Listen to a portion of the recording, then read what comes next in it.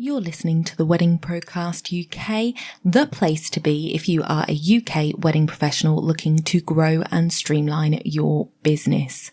I'm your host, Donna Eade, 10-year wedding photography veteran and CEO at the Society of Professional Wedding Vendors. If you want to grow and streamline your business, this is the podcast for you. Make sure you hit subscribe where you listen or join our email list at www.spwv.co.uk. You'll find the sign up form at the bottom of every episode, and by doing so, you won't miss a thing. So let's jump into today's show.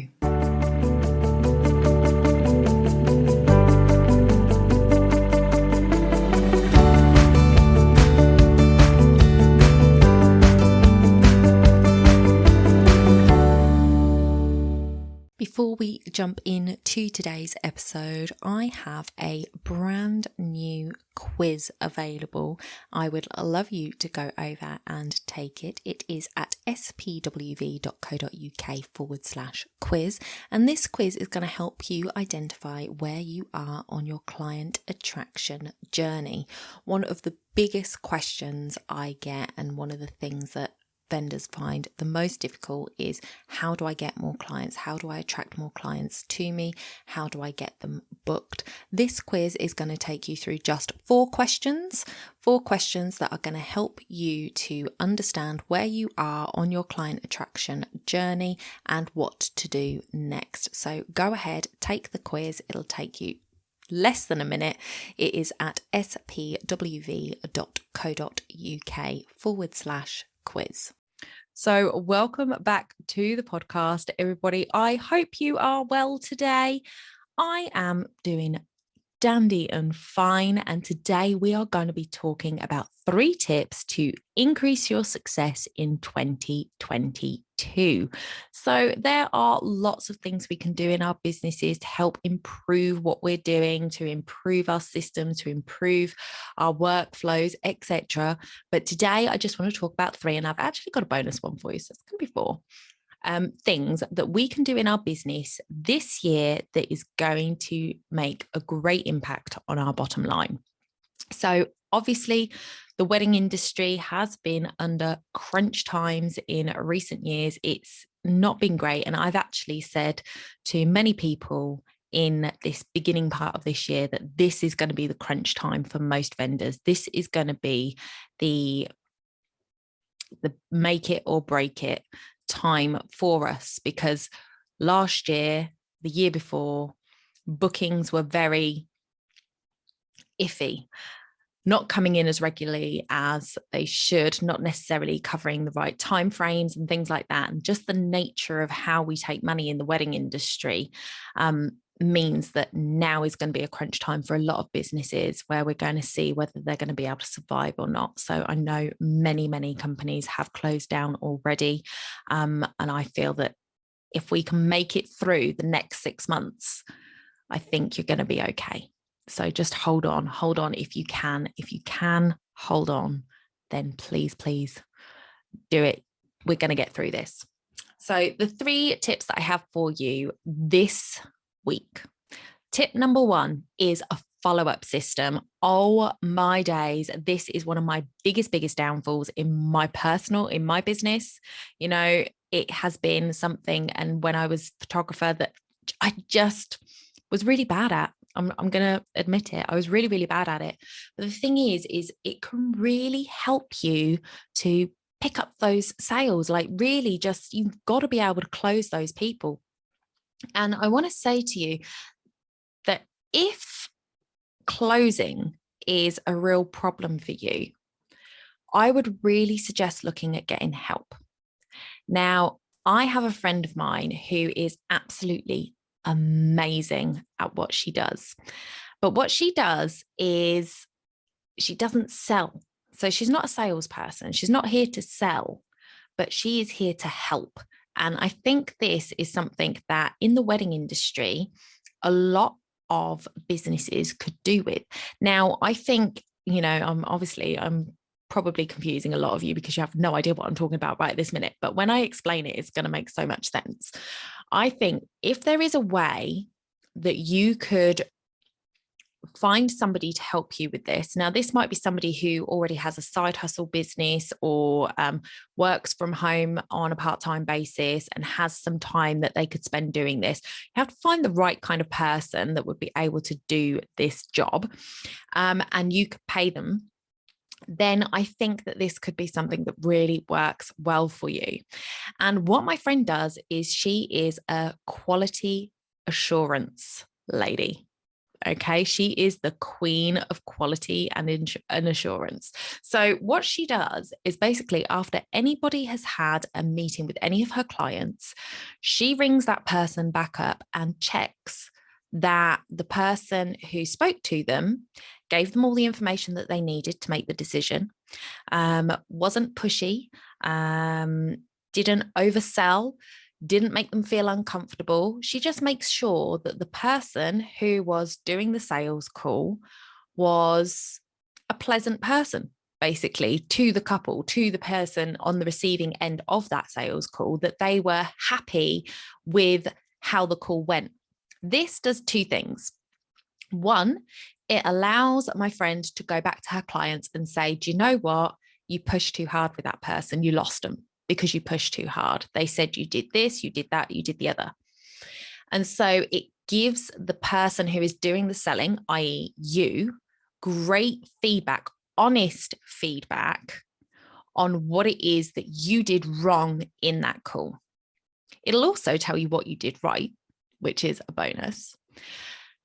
But because it's going through a third party, the people who you are talking to are going to be honest. Okay. And if you get the right person, this is why I say it's got to be the right person that's got the right attitude, the right personality for this, because my friend is very good at showing people that she's on their side. That she's, yes, she works for the other person, but her priority lays with your potential clients.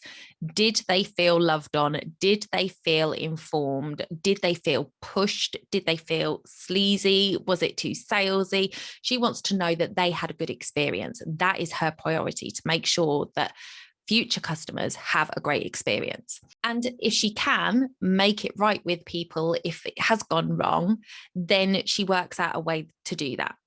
So she's brilliant at this. And I think she should definitely package it up and teach people how to do what she does, because yes, you've got to have the personality, but knowing what questions to ask and how to ask them is really important.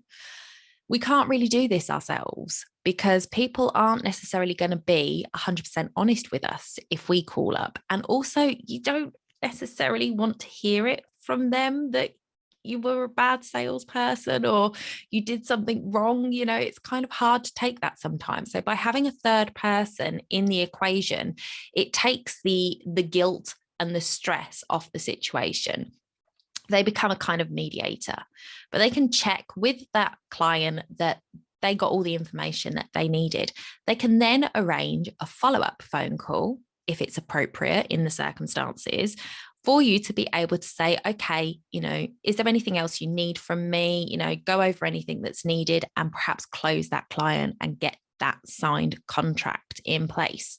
So definitely a follow-up system is really important, however you do it. And I've spoken before about making sure that, when you've had a call with a client or when you've sent them an email, that you're following up and making sure that they received it, making sure they've got all the information that they need. That, if you haven't got that in place, can be your first step. Just start doing that. It'll make a difference to your bottom line. If you've already got that in place and you want to go up a level, then getting somebody to be your third party quality assurance person would just elevate your sales to a new level. I really, really feel that. My friend is absolutely amazing at what she does. And it was only because of talking to her about how she works that this came up. I had these tips written down already for this episode, and it was only speaking to her this week that made me think, gosh, do you know what? This could work for so many businesses, but you've got to have the right person with the right personality and the right tone of voice to be able to do these calls. So it's not just something you could get your mum to do or, get your partner to do. It's got to be a special person. So definitely that is an option for you. Number 2 is outreach to friends and family. Now, oftentimes when we're in business for ourselves, our friends and family don't necessarily understand what we're doing or how we're making our money, or they think that we're just making an excuse to stay at home. They don't think it's a real job and all this kind of stuff. But our family and friends do want what's best for us, and they want to be able to support us, but they don't always know how. So, one of the things that I have really invested in this past year is broadcast lists. Broadcast lists are very interesting to me because they are a way of you communicating with many people all at once without that person, those people at the end of the broadcast, being bombarded with messages from people that they don't know, and having their information available to people they don't know. So if you set up a WhatsApp group, everybody in that group can see everybody else's phone number. That has always made me uncomfortable, especially when it's a group of people that involve people that I don't know. I don't want strangers having my phone number without my permission. So I find Facebook groups a little bit difficult. WhatsApp groups. But WhatsApp broadcast is different. It is a way of you sending out one message into multiple personal messages. So, you might have your mum, your best friend, your partner, your child, and, some random mum from the school. And you want to tell them all, or ask them all if they can go and do something for you because you're not free. I'm just like, this is completely made up. You can just send that message once in a broadcast and all 5 of them will get it and all 5 of them will reply to you personally. So it goes into all of the personal conversations you have with that person. So you have a main broadcast thread on your phone where you can see all of the messages that you've sent to people, but you don't see any of the replies in there. You have to go into your conversation with that person to see what they replied. And then when you talk to them, normally just one-on-one, your conversation continues in that thread. So it's all kept in your personal thread. Their information isn't shared with anybody else. And they're not getting pinged by all of the other responses that you're getting. So in a business instance, this is really good for promoting things to people. So you might want to set up a broadcast list for people that are on your email list. Maybe you set it up to let people know when your blog post is coming out or something like that. Maybe you want to sort of lean on that a little bit and say to people, I know sometimes your inbox gets really clogged up. You might not see it. If you would like, you can go on my broadcast list and I will just send you a WhatsApp message once a week and let you know when it's up and you can click through from there. People might be interested in doing that if they really like what you do. But my point here is to set it up for your friends and family. And then once a month, just say it's just going to be once a month. I would really like your support on the blog post that I'm doing or on the offer that I'm putting out, and get them to share your stuff with their audiences on their social media for you. So, the thing is with, networking is all about the people that they know. Yeah. Well, it's the same with your friends and family. They might not need your services. They may already be married but they've got like hundreds of friends on Facebook. They possibly know somebody who's getting married, and word of mouth referrals are powerful things. So get them to refer you. So once a month, send your WhatsApp broadcast. Here's my latest blog post, guys. Please turn around and put this link on your Facebook page and let everybody know if anybody needs a cake maker for their wedding cake that, I'm really good and they can come to me and share my details. And you can even like put up what you would like them to put as the comment if they're really not good at doing that kind of thing. But once a month, that means that you're going to get a lot of traction on that one blog post. It'll just give you a boost in the algorithms and things. So, might not be for you, but I feel like we don't utilize our friends and family to the best of our ability when it comes to our business, because we don't want to push our stuff. We don't want to feel like we're going on and on at them about things, or, we just feel like they're not supportive of us, so we don't want to do it. If you ask them, would you be willing to be a cheerleader for me and once a month put a post on your wall to share my latest blog post or an offer that I'm doing? If so, can I put you on my broadcast list? And get them on that broadcast list and do it once a month. And, that's, if you can get 10 people on there, that's 10 people, 10 audiences, 500 people in each audience. You do the math. That's a lot of people that are going to be seeing your stuff that haven't seen your stuff before, and it's all on personal walls, so it's not going to be as bad as Facebook pages, which don't get a lot of traction. The third thing is networking. I've already mentioned it briefly, but networking is so powerful, guys. You never know who somebody else might know. So this isn't always about getting clients, but about building out a network of people that can help you in different areas. So within your business, if you know somebody who does websites, if you know somebody who's good at SEO, all of these business connections can be really, really useful. And then obviously reminding them that you're an awesome photographer or you're a fantastic wedding stationer is a bonus point. So, try and build those relationships. Try and build referral programs. Like if you can do a referral program where they get something for introducing people to you, the book, anything like that could really, really help. Now, the bonus point here, and this is probably the one where a lot of you are going to hate me for it, and I understand, but the fourth one for 2022 is video. Come and join me, guys. Come and join me. Video is where it is at. Everything that I've read over the last sort of month or so when it comes to what's coming, what's going to be really sort of taking off next year, video is where it's at. YouTube shorts, reels, TikToks, long form video. It's what people want.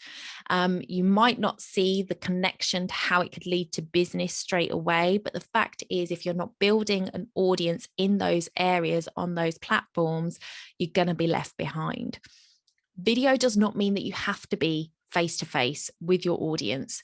You can do things where you are not on camera. You can do things where it is just your hands are on camera. Your face isn't there if you want. So, for example, if you are a cake maker, set your camera up so that it is focused on your workstation and do a time lapse of you putting a cake together.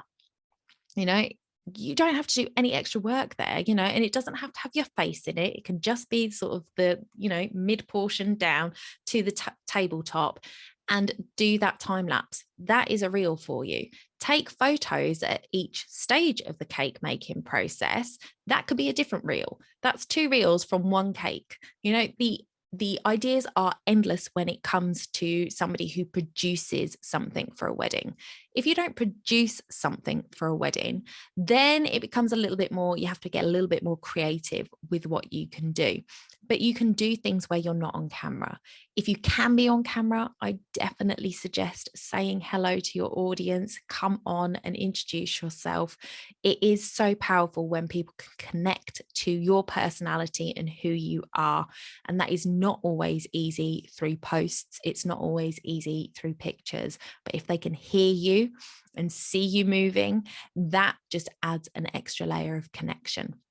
So those are my 4 tips for getting more success in your business in 2022. If you have got anything you are planning on doing this year that you haven't done before, then please let us know below what you're planning on doing. Come over to our Facebook group, facebook.com/groups/WPCUK. Come and join us there. Let us know what it is that you are planning to do to increase your success in 2022, and I will see you next week. Bye for now.